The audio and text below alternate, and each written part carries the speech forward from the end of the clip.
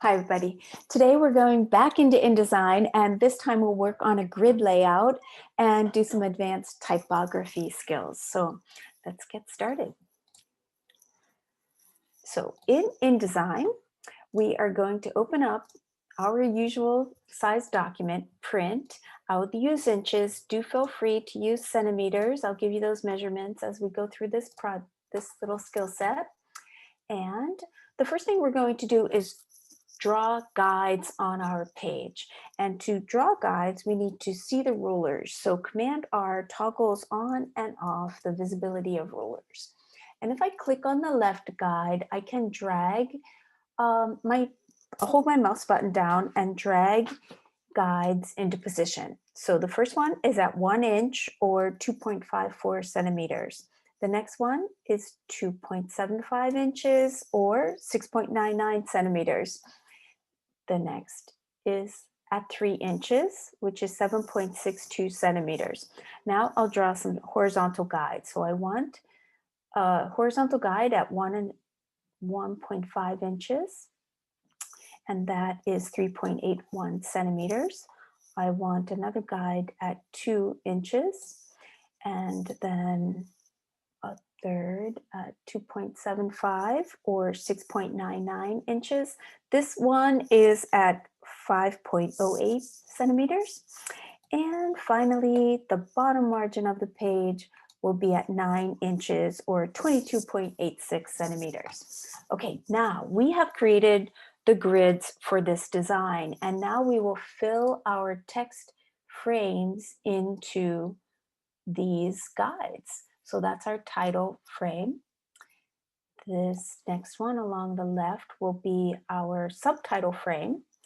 And then for the body copy of type tips, we will draw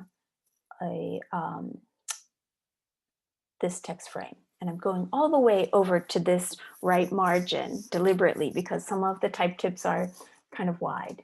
All right, so we've got our frames, we've got our guides. Now let's add the title. First thing, type tips. Okay, and I'm going to format it. So highlight it with the type tool, use impact, which is a bold condensed font, and for our title, it will be 30 points, okay? And now I'd like that edge, my right edge of my title frames to be emphasized because that's going to make a nice sharp margin with my left aligned body copy.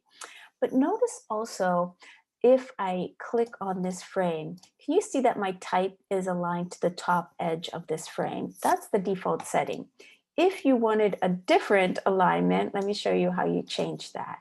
So it's Object, Type, Text Frame Options, and here at the bottom, the vertical justification center, vertical justification alignment is top, and we want it in this case to be the bottom.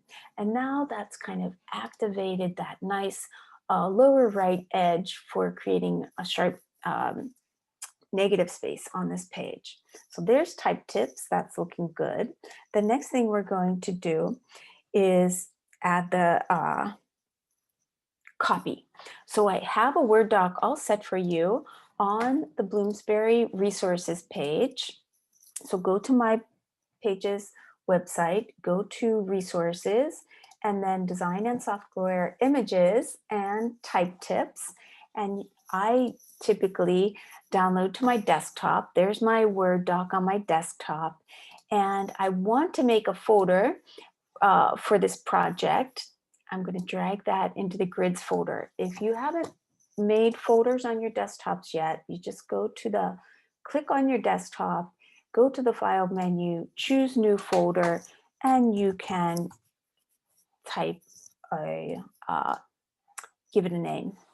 We don't need that one. Okay, so that's all set. We'll go back into InDesign, position our type cursor into the body frame, and press Command D. That's our keyboard shortcut for placing, right?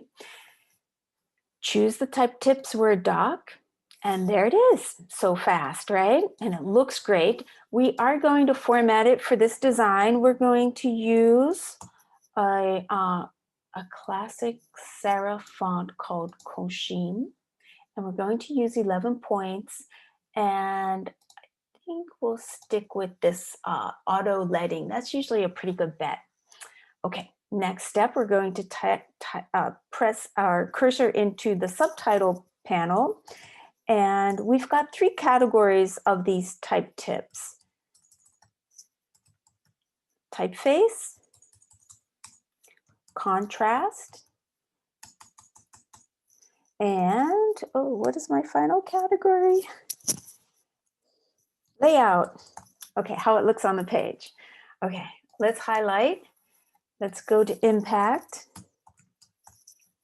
Again, so we're only going to use 2 types at the most on a design as general rule. Let's make it the same size as Koshin. Impact, 11 points. It's going to be it's going to be right aligned for the subtitles, and then keep the auto leading the same. And I just need an extra space for contrast, and we've got a really nice layout. So when we are almost done, I do want to show you, if we wanted to de-emphasize this heaviness of this title a little bit, what we could do is highlight the text, and rather than have that black as the fill color, we could press this little bent arrow, and now we have an outline, right? But that's pretty heavy, that outline. Can you see how the letters are touching each other? That's kind of a typographic no-no. So we can adjust the weight of the line in the properties panel, stroke weight. Okay. See how we like. Yes, that looks good. And let's double check. Toggle off the appearance of our guides by pressing Command semicolon. And we can toggle off the appearance of the boxes, those blue boxes, by pressing Control Command H. Toggle them back on. Now remember, you probably do, because this is so easy, you could also eliminate both, the visibility of both, by just pressing the W key. All right, this is looking great. Let's save it. So you can say File, Save As, type tips. And we'll save it as an InDesign document. We'll put it in our grids folder. And we can also export it as a PDF. So Command E will export, and choose Adobe PDF Print. Press Save, Export. And if you need it to print, Command P, and you can send your work to the printer. Great job, everybody. We'll see you again.